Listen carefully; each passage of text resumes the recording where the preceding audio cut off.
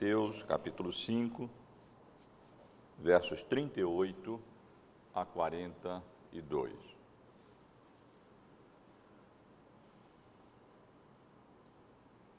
Diz assim, irmãos, essa porção da palavra do Senhor. Ouvistes o que foi dito, olho por olho, dente por dente. Eu, porém, vos digo, não resistais ao perverso, mas a qualquer que te ferir na face direita, volta-lhe também a outra. E ao que quer demandar contigo tirar-te a túnica, deixa-lhe também a capa. Se alguém te obrigar a andar 1 milha, vai com ele 2. Dá a quem te pede, e não voltes as costas ao que deseja que lhe empreste. Meus irmãos, a passagem que temos para considerar hoje à noite é uma das mais abusadas ou mais mal interpretadas e mal utilizadas do Sermão da Montanha. Por outro lado, é uma passagem importantíssima. Ela tem relevância não apenas para a nossa vida diária, não apenas importância para a vida da igreja, importância eclesiástica, mas tem importância para a nossa vida em sociedade, tem importância social também. Algumas palavras são muito frequentes e retratam bem a realidade dos nossos dias.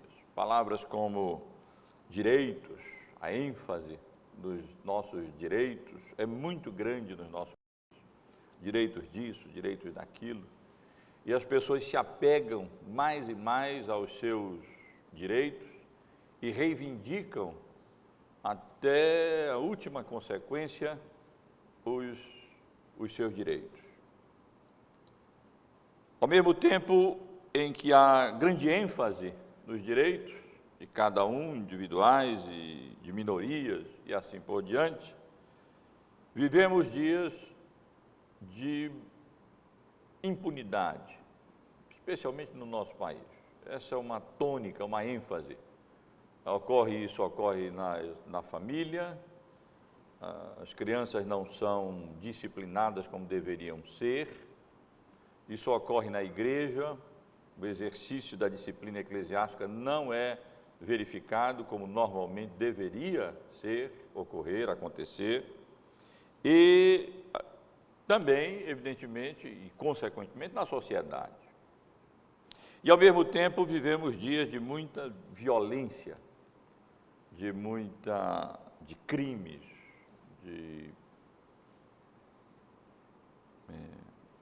pouco valor à vida, à própria vida, e até, no certo sentido, dias de caos social, em que cada um faz aquilo que entende, aquilo que quer, e porque não há punição, então a violência, na verdade, acaba crescendo, como tem crescido muito no nosso país.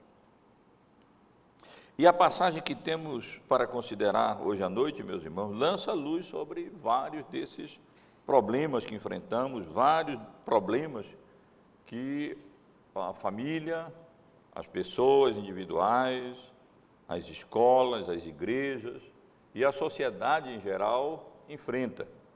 É uma passagem bíblica muito importante, mas que precisa ser compreendida devidamente para não ter o seu significado e a sua aplicação desvirtuada e então utilizada de maneira indevida, como frequentemente tem sido.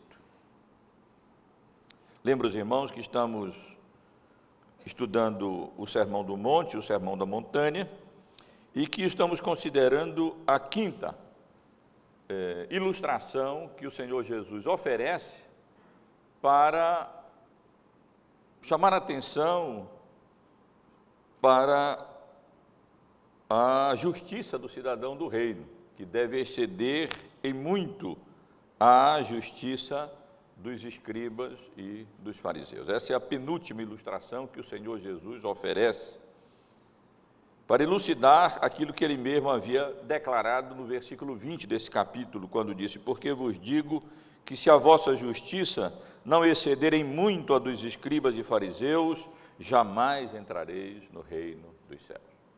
Aí Jesus então passa a ilustrar o que ele quer dizer, o que ele quis dizer, com relação ao homicídio, com relação ao adultério, com relação ao divórcio, com relação ao juramento e hoje com relação à vingança.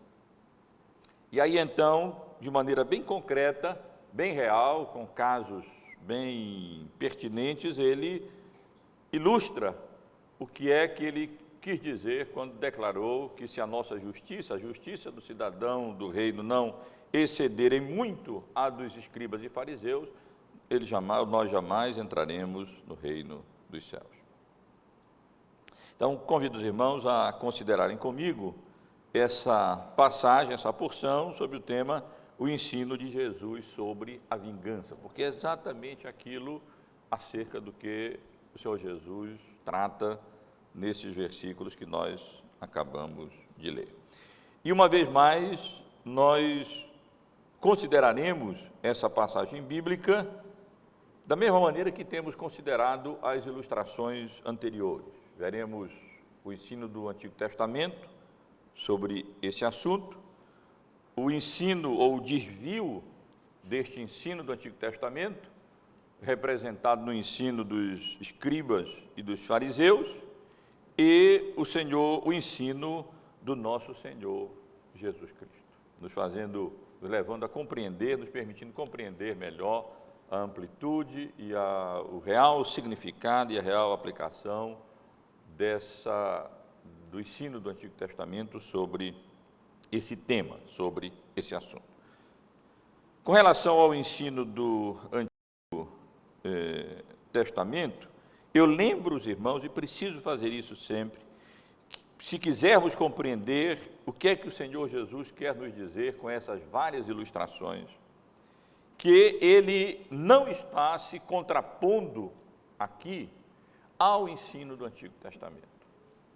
Às vezes a pessoa pode ser levada a imaginar que numa passagem como essa, por exemplo, enquanto que no Antigo Testamento se ensinava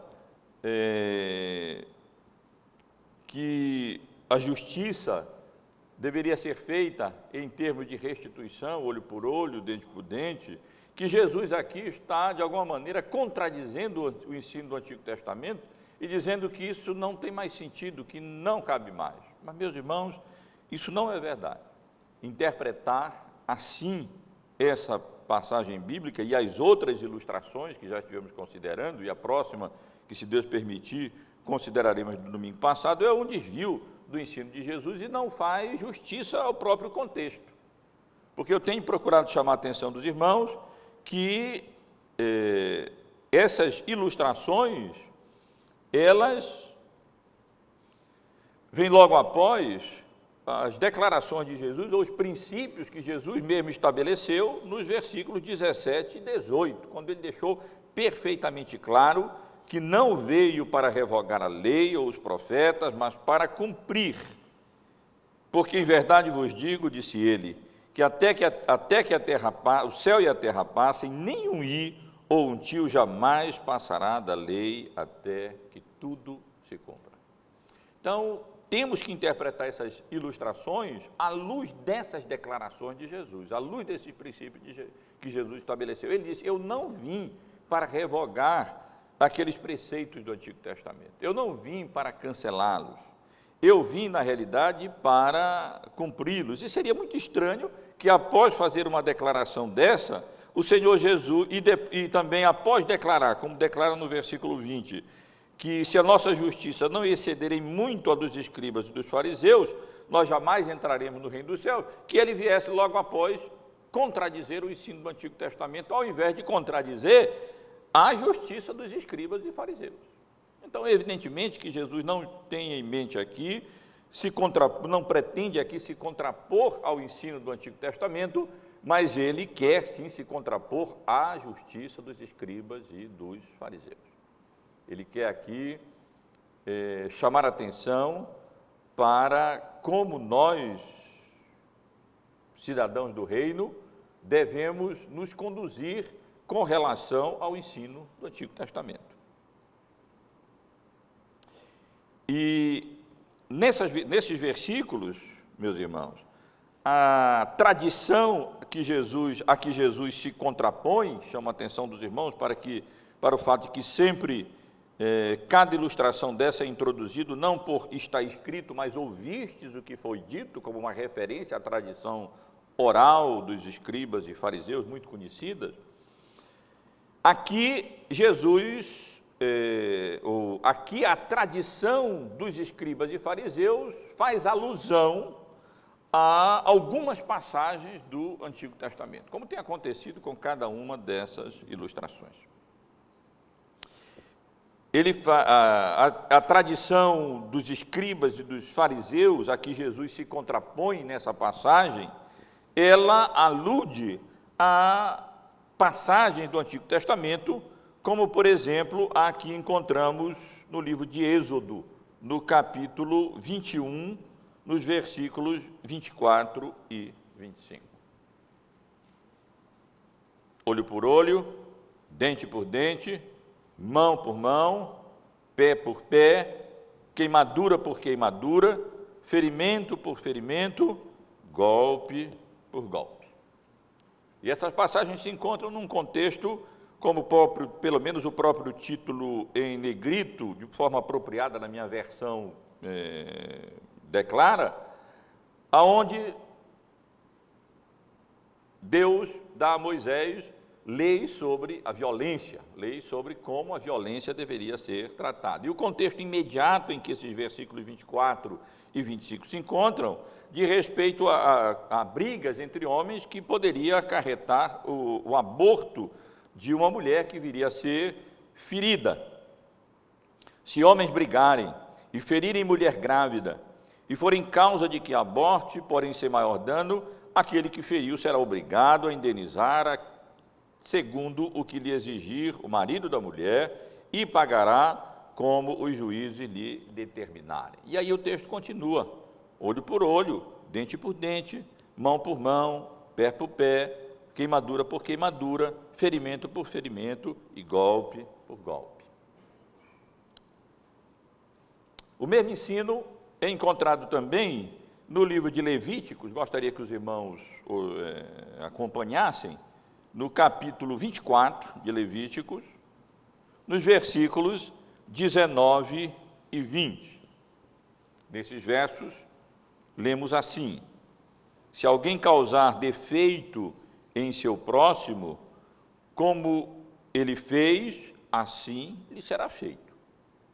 Fratura por fratura, olho por olho, dente por dente, como ele tiver desfigurado algum homem, assim se lhe fará. E o mesmo ensino encontra-se também no livro de Deuteronômio. É importante que os irmãos considerem essas passagens paralelas à passagem de Êxodo. No capítulo 19 de Deuteronômio, podemos ler apenas dos versos 18 até o verso de número 21. Em Deuteronômio 19, no versículo 18, lemos que os juízes indagarão bem se a testemunha for falsa e tiver testemunhado falsamente contra seu irmão. Far-lhe-eis como cuidou fazer a seu irmão, e assim exterminarás o mal do meio de ti, para que os que ficam o ouçam e temam, e nunca mais tornem a fazer semelhante mal no meio de ti. Não o olharás com piedade, vida por vida, olho por olho, dente por dente, mão por mão, pé por pé. Então, claramente, meus irmãos, vemos que a tradição dos escribas e fariseus, a que Jesus se contrapõe nessa passagem, ela alude ou é uma corrupção, como eu vou mostrar daqui a pouco, procurar demonstrar daqui a pouco, dessas passagens bíblicas, do ensino do Antigo Testamento que nós encontramos em passagens como essas, em Êxodo, Levítico e Deuteronômio. Mas eu quero ressaltar e chamar a atenção dos irmãos para o fato de que essas passagens, elas se referem a leis civis, a leis judiciais. Elas não se constituíam incentivos ou autorizavam a vingança pessoal. Não tem nada a ver com isso. Nessas passagens nós não encontramos autorização para, se alguém me feriu, então eu vou ferir fulano. Se alguém me tirou um olho, eu vou tirar o olho daquele que me fez. Não, nós não temos, essas passagens não são dadas nesse contexto. Elas foram dadas para regular a justiça pública. Nós estamos aqui diante de leis civis, de leis judiciais que foram dadas ao povo de Israel, e isso é fácil de ser demonstrado, é fácil de ser verificado. Eu chamo a atenção dos irmãos, para não demorarmos muito, mas pelo menos para duas dessas passagens em Levíticos, passagem que lemos há pouco, no capítulo 24 que lemos, para o contexto em que essa passagem se encontra. Não é boa hermenêutica, boa interpretação bíblica, estudarmos o texto fora do seu contexto. E se nós formos simplesmente tomar aquele texto de forma isolada, como os fariseus e escribas faziam, e aplicá-lo às relações pessoais, individuais, à vingança, à retaliação, isso não representa, na verdade, a intenção com que essas passagens, essas leis foram dadas no Antigo Testamento. O contexto claramente indica que essas leis eram, como eu mencionei, leis civis, leis judiciais, e que deveriam ser aplicadas por juízes, por uma corte pública, exatamente com o propósito de promover a justiça de uma forma proporcional à falta, com penas proporcionais às faltas. Me permitam ler no capítulo 24 de Levítico, a partir do versículo 10. Apareceu entre os filhos de Israel o filho de uma israelita, o qual era filho de um egípcio. O filho da israelita e certo homem israelita contenderam no arraial. Então o filho da mulher israelita blasfemou o nome do Senhor e o amaldiçoou, pelo que o trouxeram a Moisés. O nome de sua mãe era Selomite, filha de Dibre, da tribo de Dan. E o levaram à prisão até que lhes fizesse declaração pela boca do Senhor. Disse o Senhor a Moisés: tira o que blasfemou para fora do arraial, e todos os que o ouviram porão as mãos sobre a cabeça dele, e toda a congregação o apedrejará. E aí continua: dirás aos filhos de Israel: qualquer que amaldiçoar o seu Deus, levará sobre si o seu pecado. Aquele que blasfemar o nome do Senhor será morto. Toda a congregação o apedrejará, tanto o estrangeiro como o natural, blasfemando o nome do Senhor será morto. Aí continua ainda: mas quem matar alguém será morto, mas quem matar um animal restituirá igual por igual. Se alguém causar defeito em seu próximo, como ele fez, assim lhe será feito. E aí encontramos as palavras fratura por fratura, olho por olho, dente por dente, como ele tiver desfigurado algum homem, assim se lhe fará. Então os irmãos podem perceber claramente que aqui nós não temos uma autorização para que cada um se vingue a si próprio, tome as justiças na sua mão e pratique a retaliação. Não, aqui nós temos leis que Deus deu para julgar o povo de Israel, a fim de que houvesse justiça, e a que pecassem, então tivessem uma condenação devida, apropriada, e até restituíssem conforme a falta, de maneira proporcional à falta que haviam cometido, mas isso não de maneira pessoal, mas pelos juízes, pela congregação de Israel, que deveria então exercer o juízo conforme a falta de cada um. Vamos ver também, é importante fazermos isso, a passagem que lemos há pouco em Deuteronômio, no capítulo 19.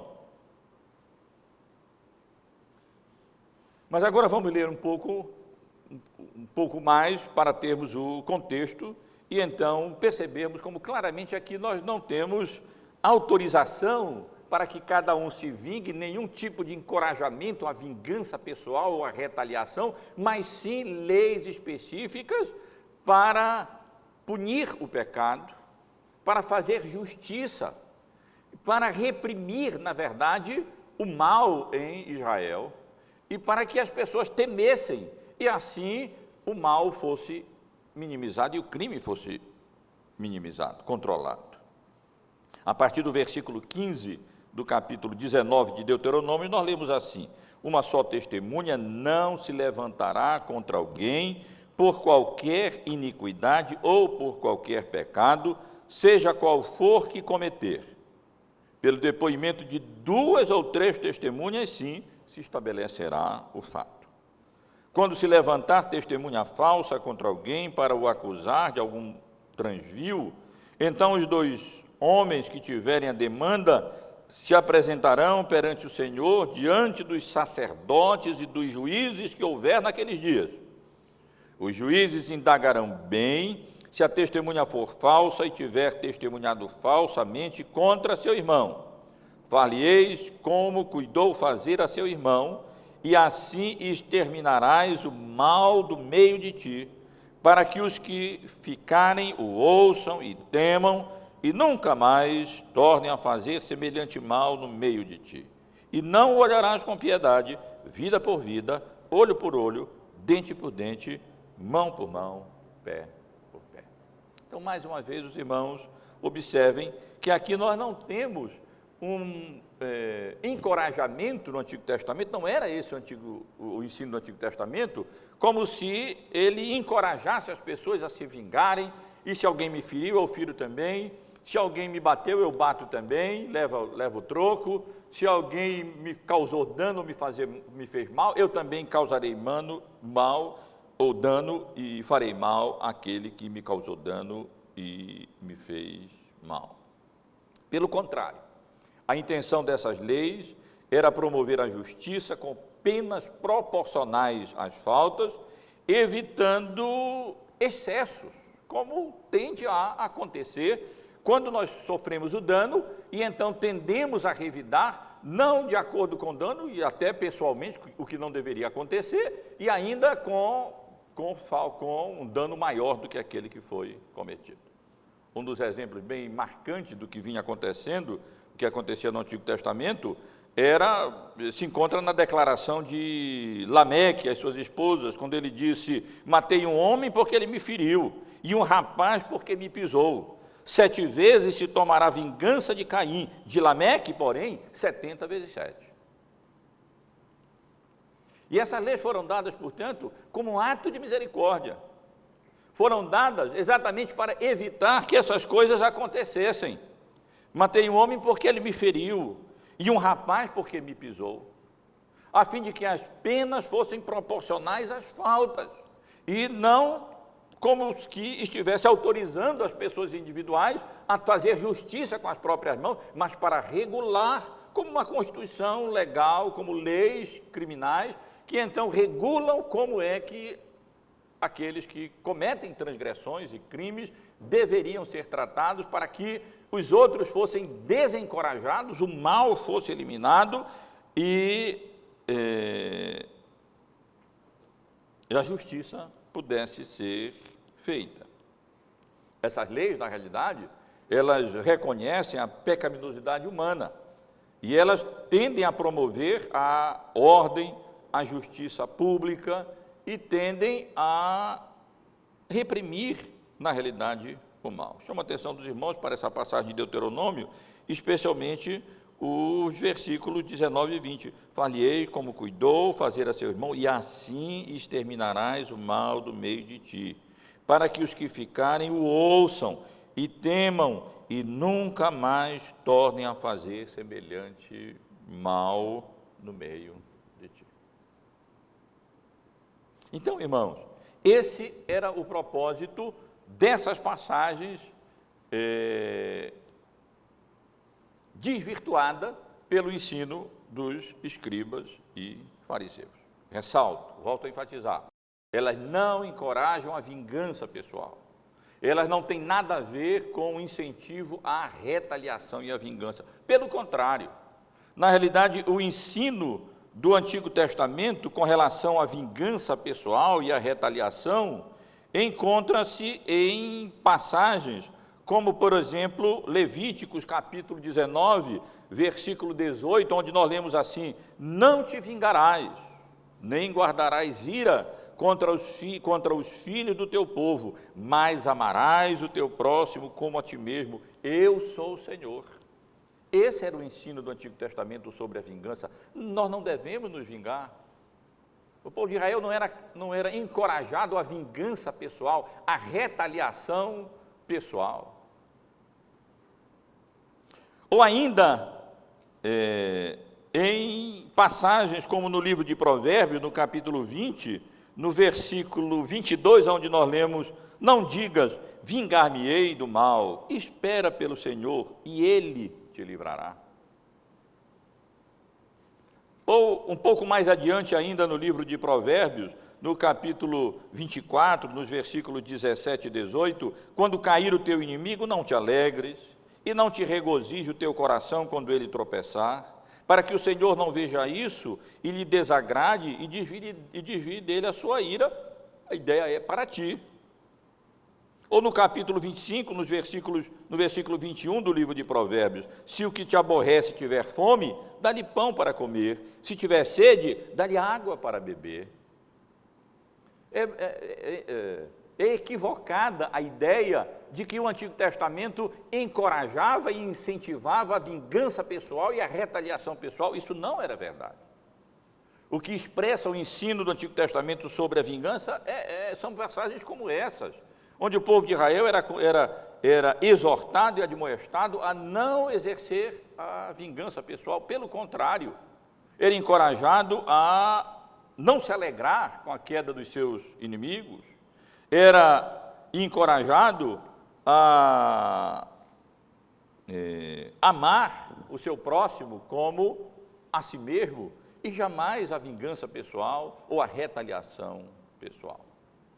O ensino do Antigo Testamento, refletido ou mal utilizado, quando citado pelos escribas e fariseus, a que o Senhor Jesus se contrapõe aqui, na realidade, eram leis que deveriam normatizar e reger as relações oficiais, públicas, civis, legais em Israel, exatamente para exercer justiça e para impedir que a iniquidade prosperasse, as pessoas temessem e deixassem de praticar o erro, com medo do juízo e da justiça e do castigo da pena que eles iriam experimentar, mas isso de uma maneira justa, sendo que o castigo era proporcional à falta cometida e não excessivo, como no caso de Lameque.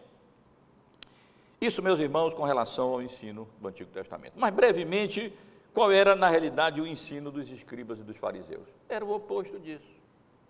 O que os escribas e fariseus fizeram foi desvirtuar o uso e a intenção do ensino do Antigo Testamento com relação a essas leis.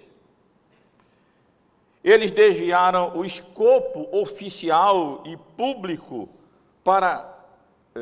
civil dessas leis para a esfera pessoal. E eles não tinham direito de fazer isso e não podiam fazer isso. Essas leis não autorizavam nenhum fariseu, nenhum judeu, não autorizavam nenhum fariseu, judeu, qualquer pessoa, a praticar justiça com a própria mão, a exercer seu próprio a sua própria vingança, e elas não representavam nenhum tipo de encorajamento à retaliação. Pelo contrário, mas eles fizeram isso. Era típico, na verdade, dos escribas e dos fariseus.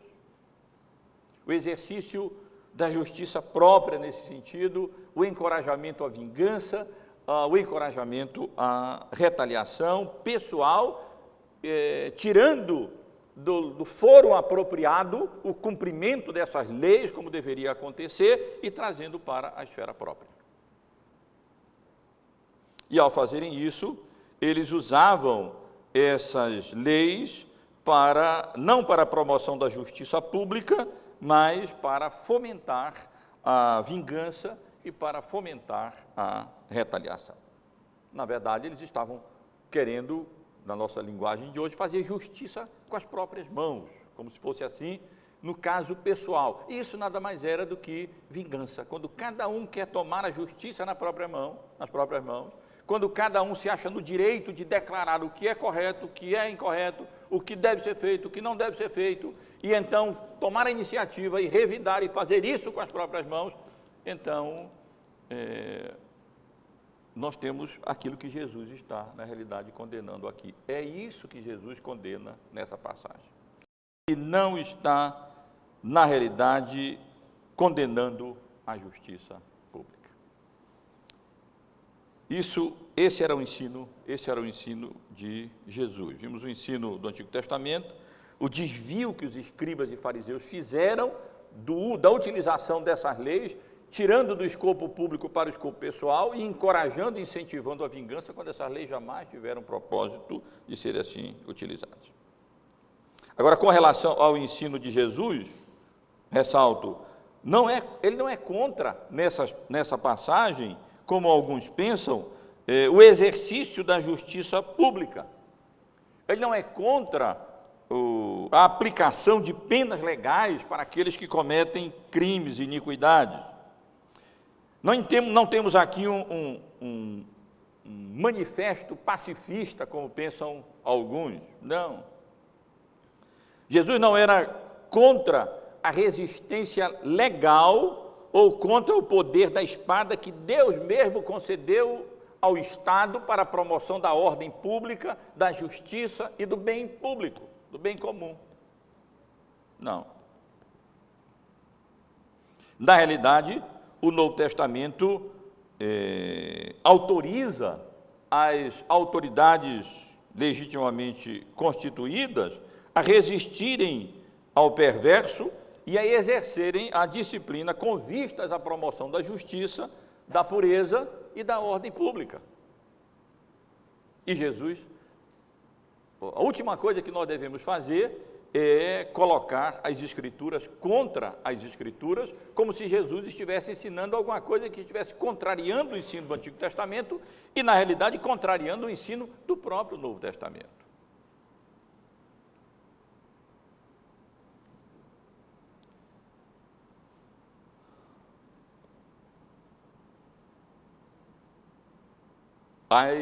Aquelas pessoas que são colocadas em posição de autoridade, na realidade, elas precisam e devem resistir ao mal, devem resistir ao perverso e devem praticar a justiça e a punição devida, proporcional à falta, como era o princípio ensinado no Antigo Testamento. E isso, meus irmãos, se refere ao Estado, se refere à igreja, e se refere à família, se refere à escola, se refere a qualquer instituição ou associação, quando nós temos mais de uma pessoa. É preciso que isso seja feito na realidade. Se os irmãos quiserem conhecer o ensino do Novo Testamento sobre a prática da justiça, a resistência das autoridades ao mal, não devem vir a essa passagem de Jesus, que estamos considerando, porque Jesus não está falando disso, ele está falando da vingança. Se quiserem conhecer o ensino do Antigo Testamento sobre a autoridade que Deus confiou ao Estado, devem ir à Carta aos Romanos, ao capítulo 13, onde nós lemos que todo homem esteja sujeito às autoridades superiores, porque não há autoridade que não proceda de Deus, as autoridades que existem foram por ele instituídas. de modo que aquele que se opõe à autoridade resiste à ordenação de Deus, e os que resistem trarão sobre si mesmos condenação. Porque os magistrados não são para o temor quando se faz o bem, e sim quando se faz o mal. Queres tu não temer a autoridade, faz o bem e terás louvor dela, visto que a autoridade é ministro de Deus para o teu bem. Entretanto, se fizeres o mal, teme, porque não é sem motivo que ela traz a espada, pois é ministro de Deus, vingador, para castigar o que pratica o mal. É necessário que lhe estejais sujeitos, não somente por causa do temor da punição, mas também por dever de consciência. As autoridades civis e militares, elas são instituídas por Deus, e elas têm o poder da espada, e elas devem resistir ao perverso, elas devem exercer juízo, e os juízes devem exercer a condenação legítima, para que haja justiça, e aqueles que praticam o mal temam e deixem de praticar os crimes e o mal, e não sejam encorajados na prática do mal pela impunidade, como vemos acontecer com tanta frequência no nosso país. Se quiserem conhecer mais o que a Bíblia ensina sobre a autoridade civil do Novo Testamento, podem ler em Pedro, no capítulo 2, nos versículos 13 e 14, sujeitai-vos a toda instituição humana por causa do Senhor, quer seja o rei, como soberano, quer as autoridades como enviadas por ele, tanto para castigo dos malfeitores, como para louvor dos que praticam o bem. Jesus não está se contrapondo ao exercício da autoridade legítima, que deve sim resistir ao mal e ao perverso, com a prática da justiça, com penas proporcionais, na realidade, às faltas. Isso se aplica também com relação à igreja. Não caberia ler aqui passagens, mas os irmãos certamente lembram que Paulo escreveu à igreja de Corinto com relação àquele irmão faltoso, exigindo que ele fosse disciplinado. E que o Senhor Jesus mesmo ensina no Evangelho de Mateus, no capítulo 18, versículos 15 a 17, se alguém pecou contra você, vai até lá, resolve. Se não, diz a igreja, e se não ouvir a igreja, pois seja então tratado como gentio e publicano. São as autoridades, sejam civis, sejam eclesiásticas, resistindo ao perverso, com punições legítimas e adequadas e proporcionais às faltas, para que haja justiça e para que haja desencorajamento daqueles que praticam o mal, até inclusive por medo da punição também. Nós, como crentes, não devemos fazer o que é reto apenas por medo da punição ou por medo da autoridade, mas por dever de consciência. Mas ninguém pense que, conhecendo a natureza humana, podemos deixar a raça humana entregue à sua própria consciência, então as coisas estarão resolvidas. Porque isso não acontecerá. Pelo contrário, isso só aumentará a violência e a iniquidade e a impiedade. A mesma coisa se aplica com relação à família. Escrevendo aos Efésios, no capítulo 6, nos versículos 4, o apóstolo Paulo exorta: e vós, pais, não provoqueis vossos filhos a ira, mas criai-os na disciplina e na admoestação do Senhor. O que eu estou chamando a atenção dos irmãos é para o fato de que essas palavras de Jesus, elas não devem ser entendidas ou compreendidas como se estivessem contradizendo ou negando o legítimo direito daquelas pessoas que são colocadas em posição de autoridade, seja militares, seja civil, seja na escola, seja na igreja, seja na família, de exercerem a disciplina, de se contraporem ao mal. Essas palavras não valem para isso. Ninguém deve ler o que Jesus escreveu: ouviste o que foi dito, olho por olho, dente por dente, eu porém vos digo, não resistais ao perverso, mas a qualquer que te ferir na face direita, volta-lhe também a outra, como se isso se aplicasse nesses contextos legítimos de autoridade. O filho bateu numa face, dá outra para ele bater na outra.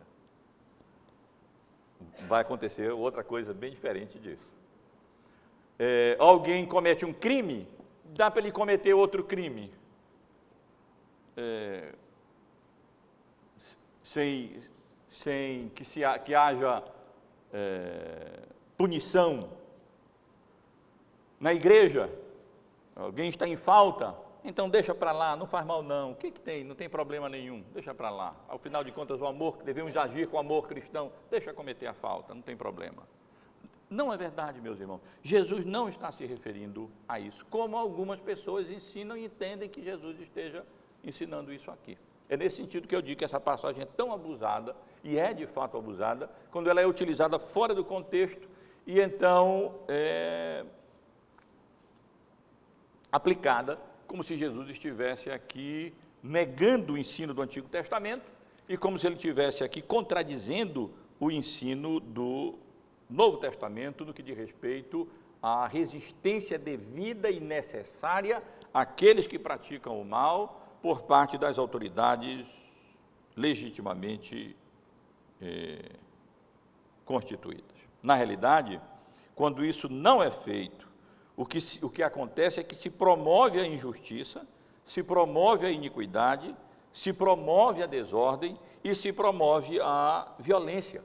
E esse é um dos graves defeitos, problemas do nosso país. A ideia de que não se deve exercer a violência para inibir a violência, isso por parte dos poderes públicos, isso só faz gerar mais violência e mais mal. Quando não há, por exemplo, a punição daqueles que cometem ilegalidade no nosso país, na realidade isso só faz promover mais mal ainda. Podemos dar vários exemplos nesse sentido. Há vários exemplos disso. Quando, por exemplo, grupos organizados, sociais, sem terra, invadem terras dos outros, e aí ninguém faz nada, e o poder público não vai lá para preservar aquele direito público, e então exercer aquilo que tem que ser exercido, isso não causa bem nenhum, pelo contrário, só faz com que as pessoas individualmente venham a se defender, a querer fazer justiça própria, isso acaba aumentando a violência. É o que tem acontecido no Brasil. É um exemplo só, poderíamos citar vários outros exemplos nesse sentido. Quando a justiça não é feita, a violência aumenta. E quando as pessoas sabem que podem praticar a iniquidade e o crime e nada acontece com elas, isso é encorajamento para praticar mais iniquidades e crimes. Não é disso, meus irmãos, que Jesus está falando. O que Jesus condena, positivamente falando agora, nessa passagem, é o espírito pessoal de vingança e de retaliação. E a chave para a compreensão das palavras de Jesus nessa passagem bíblica encontra-se logo no contexto posterior, nos versículos 43 em diante, quando ele diz, logo após a passagem que lemos, ouvistes o que foi dito, amarás o teu próximo e odiarás o teu inimigo. Esse era o ensino, novamente, dos escribas e fariseus. Eu, porém, vos digo, amai os vossos inimigos e orai pelos que vos perseguem, para que vos torneis filhos do vosso Pai Celeste, porque Ele faz nascer o seu sol sobre maus e bons e vir chuva sobre justos e injustos. Porque se amardes os que vos amam, que recompensa tendes?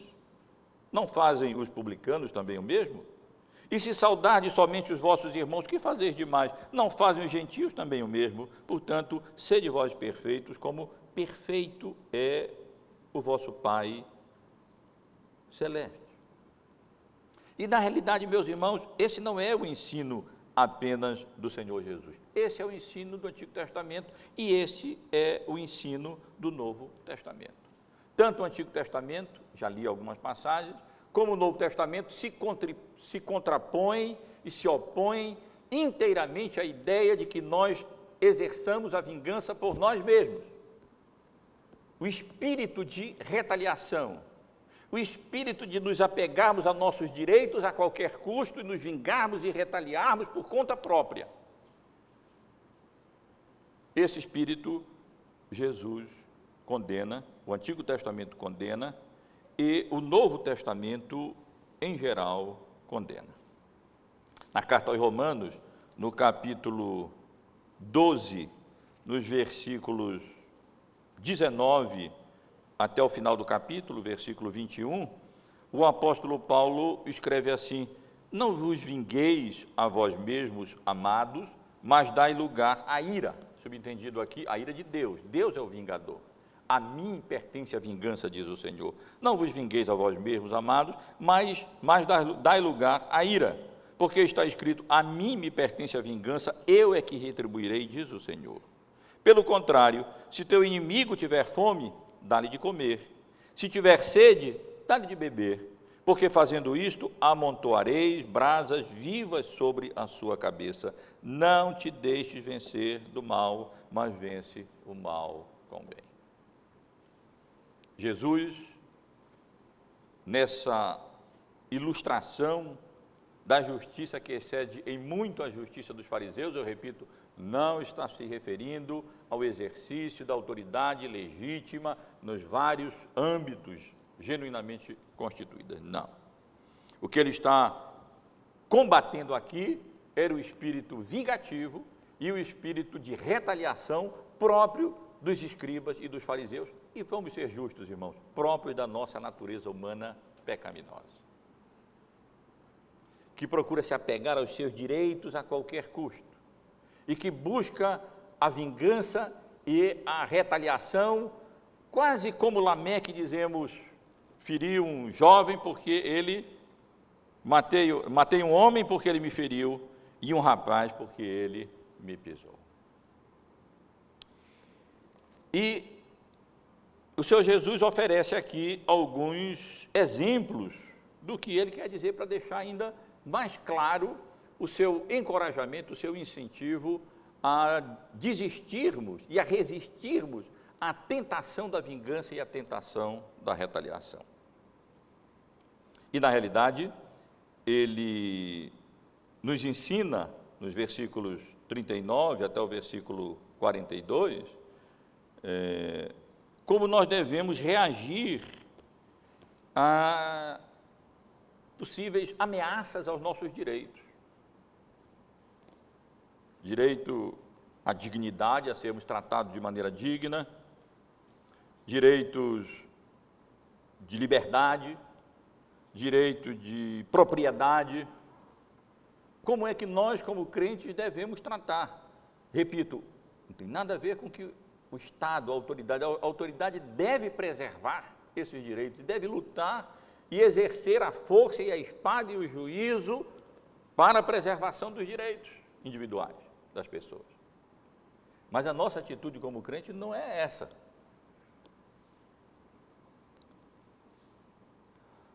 No versículo, na segunda parte do versículo 39, Jesus nos ensina qual deve ser a nossa reação à ofensa, quando nós formos ofendidos. Não resistais ao perverso, mas a qualquer que te ferir na face direita, volta-lhe também a outra. Aqui nós não temos apenas uma violência física, aqui na verdade nós temos uma ofensa à dignidade pessoal. O que acontecia em Israel não era muito diferente do que acontece hoje. Eu acho que ainda tem essa ideia, né? Um tapa na cara é muito mais ofensivo do que um murro no peito. É uma ofensa, um tapa na face direita era uma coisa extremamente ofensiva contra a dignidade humana. E Jesus, na realidade, está dizendo que a nossa reação, quando nós somos ofendidos, de uma maneira ou de outra, é no sentido de não revidar, mas de confiar em Deus.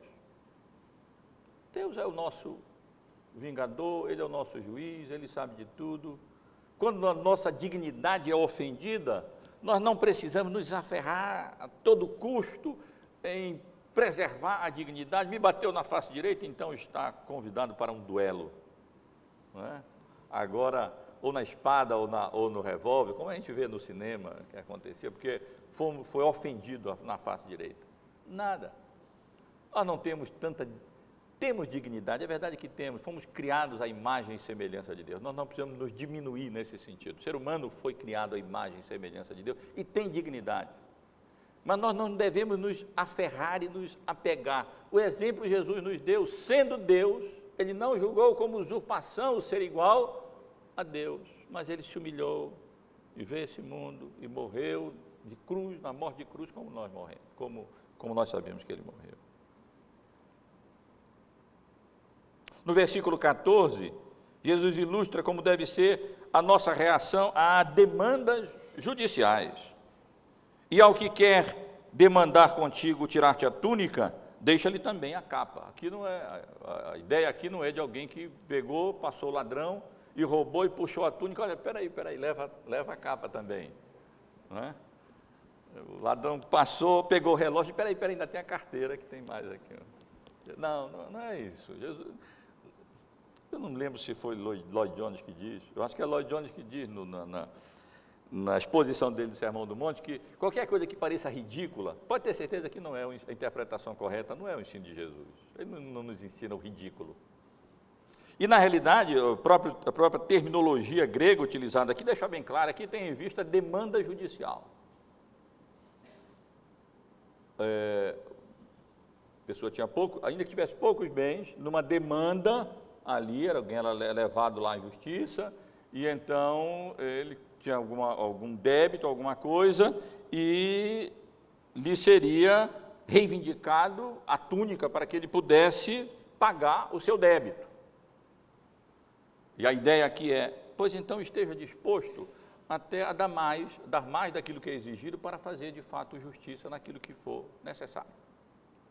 Digamos que alguém nos leve às barras do tribunal. Essa é exatamente a ideia aqui. E nos exige alguma compensação justa. Nós não precisamos lutar para pagar menos do que aquilo que nós, de fato é cabido. Nós devemos até estar dispostos a dar mais do que aquilo que é exigido para fazer justiça, aquilo que é nosso próprio dever fazer.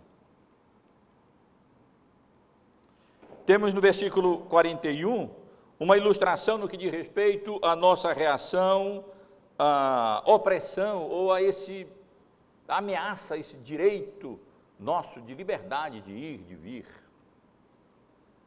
Se alguém te obrigar a andar uma milha, vai com ele 2. Isso aqui não é uma situação hipotética, não, é uma situação muito real na época. Os soldados romanos tinham direito legal de exigir que os súditos daqueles países, daquelas nações governadas, dominadas pelo Império Romano, que carregassem as suas malas, a sua bagagem, as suas coisas. Então, os soldados romanos tinham pleno direito de parar aqui, teria que andar, caminhar até tal distância, estava com uma bagagem pesada, então, Zoine, carrega aqui para mim. E tinha direito de fazer isso, e então a pessoa ia ter que... Isso era uma humilhação enorme para aquelas pessoas dominantes. Já estavam sendo dominadas, eram os opressores, e aí eles ainda abusavam nesse sentido para que a pessoa ainda tivesse que carregar a sua bagagem. Tolhindo assim o nosso direito, a nossa liberdade nesse sentido, e a orientação é que não brigue, não faça um cavalo de batalha pessoalmente por causa disso não. Pediu uma milha, vai com ele 2. Imagine a influência que isso teria, nós como cidadãos do reino, crentes, agindo dessa maneira para com aquelas pessoas que não são crentes, que são incrédulas, vendo essa boa vontade, essa generosidade ensinada por Jesus aqui, mesmo para com aqueles que nos oprimem e que ameaçam a nossa liberdade nesse sentido. E Jesus ilustra ainda o que ele quer ensinar no versículo 42, no que diz respeito à reação, a nossa reação diante das necessidades do nosso próximo, isso com relação à nossa propriedade. Temos direito de propriedade? Temos. Isso deve ser preservado pelo governo? Deve ser preservado pelo governo. Se o governo não faz isso, resultado, violência, porque a pessoa vai tender a preservar a sua propriedade e o seu direito. Mas nós, como crentes, precisamos nos aferrar a isso, nos apegar e brigar isso com todo custo ao nosso direito? Não. Se alguém tem necessidades, e Deus colocou como nosso próximo, a necessidade é legítima, e nós temos condições de ajudar financeiramente essas pessoas, pois então, Jesus nos ensina a liberalidade, a tomar a iniciativa e a fazer isso mesmo na medida justa da necessidade. Claro que Jesus não está ensinando aqui, encorajar ninguém à preguiça, é óbvio que não, mas está nos ensinando aqui a sermos liberais nesse sentido.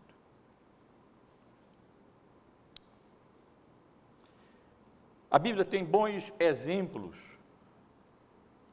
do que Jesus quer nos ensinar aqui com relação à ausência desse espírito de vingança, desse espírito de retaliação pessoal contra as ameaças, seja contra a nossa propriedade, a nossa liberdade, a nossa vida, seja lá como for, a nossa dignidade. A Bíblia tem bons exemplos nesse sentido. Eu tomaria muito tempo para chamar a atenção dos irmãos para todos esses exemplos. Mas lembro, por exemplo, o exemplo de Abraão com Ló, quando houve dificuldade com relação à terra, a atitude de Abraão foi: olha, Ló, veja aí o que é que você quer, escolha aí qual é a melhor parte, fique com ela, o que sobrar é meu. Ele não foi, não, essa é a campina melhor, essa é minha, agora escolhe a outra. Não, a atitude dele foi essa. Ou a atitude de José para com os seus irmãos, fizeram tanto dano, tanto mal contra ele, e no entanto, lá no finalzinho do livro de Gênesis, depois que Deus reverteu completamente a situação e fez de José o que fez, aquele homem tão poderoso no Egito, e deixou seus irmãos dependentes dele, eles preocupados, apavorados: o que é que José vai fazer conosco depois de todo o mal que nós fizemos contra ele? E José diz: não temais, pois eu vos sustentarei. E assim, diz o texto, os consolou. Os consolou. Ou ainda, o exemplo de Estevão, sendo apedrejado ali, à beira da morte, orando a Deus, dizendo: Senhor, não lhes imputes este pecado. Ou do próprio Senhor Jesus, quando orou: Pai, perdoa-lhes, porque eles não sabem o que fazem. É disso que Jesus fala aqui. É isso que Jesus ensina aqui. Nós lutarmos contra esse espírito de vingança e de retaliação próprio da nossa natureza corrompida e pecaminosa, encorajado e incentivado pelos escribas e fariseus, que, desvirtuando o ensino do Antigo Testamento sobre o exercício da justiça civil, pública, adequada, necessária, legítima, para a manutenção da ordem, para a promoção da justiça, para a purificação mesmo da sociedade, eles encorajavam, desvirtuando o ensino do Antigo Testamento, a vingança e o espírito de retaliação. E, portanto, meus irmãos, o que Jesus faz aqui é não contradizer esse ensino, essa necessidade da disciplina, do exercício da justiça, do poder da autoridade civil, que é perfeitamente legítima, que é ministro de Deus para a manutenção da ordem e para a promoção da justiça. Isso é absolutamente necessário e nós, como crentes, devemos promover isso, devemos encorajar que isso seja feito. O que Jesus está fazendo é nos desencorajar dessa atitude própria da nossa natureza corrompida e pecaminosa, que busca o direito próprio sempre, que busca ter a primazia, que busca a vingança, que busca a retribuição, e ele aqui chama atenção para isso e ilustra o seu ensino aqui de várias maneiras, como nós acabamos de ver. Ouviste o que foi dito: olho por olho, dente por dente. Nesse espírito de vingança, Jesus diz: não, eu porém vos digo, não resistais ao perverso, mas a qualquer que te ferir na face direita, volta-te também a outra, e ao que quer demandar contigo tirar-te a túnica, deixa-lhe também a capa. Se alguém te obrigar a andar 1 milha, vai com ele 2, dá a quem te pede, e não voltes as costas ao que deseja que lhe empreste.